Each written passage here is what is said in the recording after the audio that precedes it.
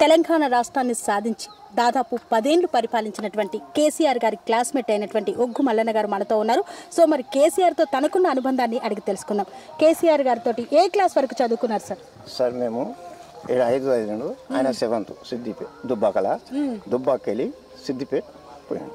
దుబ్బాకెళ్ళి సిద్దిపేట పోయినా. సో మీతో పాటు 5వ తరగతి ఆయన 7th మేము 5.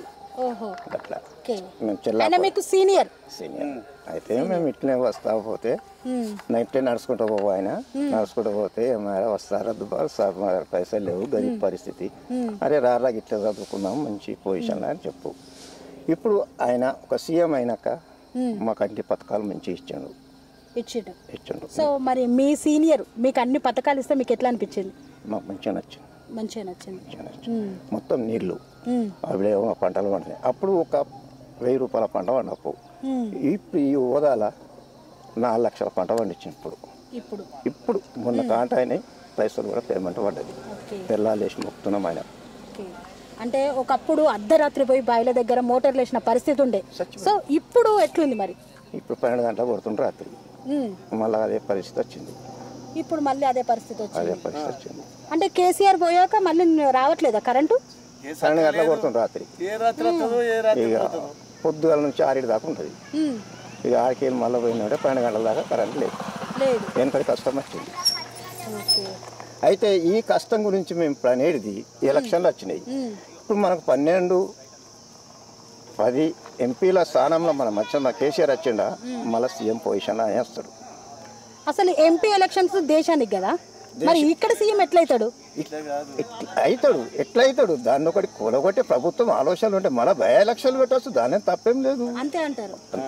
జనం రివర్స్ అయిందమ్మా, అందులో ఏం లేదు.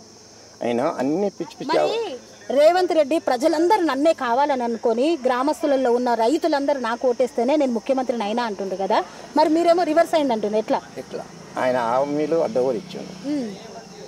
ఆయన 10 ఇచ్చిండు, ఆయన 10 ఇస్తా అన్నాడు. అవి కాలేదు ఇవి కాలేదు. 4000 పింఛన్ ఇస్తా అన్నాడు, అది లేదు. 3000 పింఛన్ ఒకరోజు ఆగితే మాకు 3000 వాడు చంద్రశేఖర్ సంతకం పెడుతున్నాడు. అలే వికలాంగుల అది వాడు 4000 వాడు ఇవ్వాలి. మాకు 1 నిమిషం ఆగితే మాకు 3000 కొట్టు సంతోషంగా. ఇప్పుడు ఇంట్లో పోతే నా కొడుకు ఇస్తలేదు, భార్య కూడా ఇయ్యేది. ఒకటి మేము కల్లో నీళ్ళు వ్యవసాయం చేస్తాం, బాగా పోయి సాయంత్రం అవుతుంది. ఆయన ఒక తండ్రి లెక్కనో కొడుకు లెక్కనో ఒక తమ్ముని లెక్కనో ఆయన బాధించుకొని బతుకున్నాం ఇంతవరకు. అయితే అంటే మళ్ళీ కేసీఆర్ వస్తే మీ కష్టాలు పోతాయి అంటారు. కంపల్సరీ. సో మరి ఇప్పుడు ఈయన ఎంపీ వెంకట్రామరెడ్డి గెలుస్తాడు. 50,000 మెజార్టీతో ఉంటాడు. ఓకే, వెంకట్రామరెడ్డిని చూసి ఓటేస్తారా కేసీఆర్ని చూసి ఓటేస్తారా? కేసీఆర్ని చూసి. అది కరెక్ట్ చెప్తున్నా. కేసీఆర్ గురించి కేసీఆర్తో సిటీలో కూడా ఆయనతో కలిసి పిలిచి ఎటుపోయినా కూడా తిరిగి డైరెక్ట్ అసలు అరే వచ్చినవరా మళ్ళీ సార్. అంటే ఆయన ఒక ముఖ్యమంత్రి అయినాక కూడా మిమ్మల్ని మర్చిపోలేదా? రవాణా శాఖ మంత్రి ఉన్నప్పుడు ట్రాన్స్ఫర్ కాలిపోతే ఆయన ఇంట్లో లేకుంటే ఒక సిరియా డబ్బు బాగా ఆయన ఆ సిరియా డబ్బు తీసుకుపోయి ఆమె దగ్గర బాగా ఫలానా మనిషి వచ్చిన ట్రాన్స్ఫర్ మీరు అంటే డైరెక్ట్ ఆఫీస్లో పోతే ట్రాన్స్ఫర్ మీకు ఇచ్చారు. మాకు ఇచ్చారు ఫస్ట్ నుండి మీకు ఎప్పుడు చేదోడు వాదోడుగానే ఉన్నాడు. కానీ తెల్లాలేసాక మొత్తం ఇంతకన్నా మాకు అవస్థ ఏమీ లేదు. మరి కేసీఆర్ అసలు తెలంగాణ రాష్ట్రాన్ని ఏ విధంగా అభివృద్ధి చేయలే, మొత్తం డబ్బులన్నీ దోచుకున్నాడని అంటున్నారు కదా, మరి ఇది ఏమంటారు? చాలా తప్పమ్మా. ఆయన ఎట్లా అంటే పెద్ద సేతులు కట్టిండు, మల్లన్న సాగర్ కట్టిండు, రంగనాయ సాగర్ కట్టిండు, అన్ని పెద్ద పెద్ద సెల్లు కట్టిండు. అప్పుడు పివి నరసింహారావు ప్రధానమంత్రి మన తెలంగాణోడు ఏం చేసిండు? కాంగ్రెస్ నుండి ఏం చేసిండు? ఆయన ఎప్పుడు కర్ఫ్యూ ఉండే.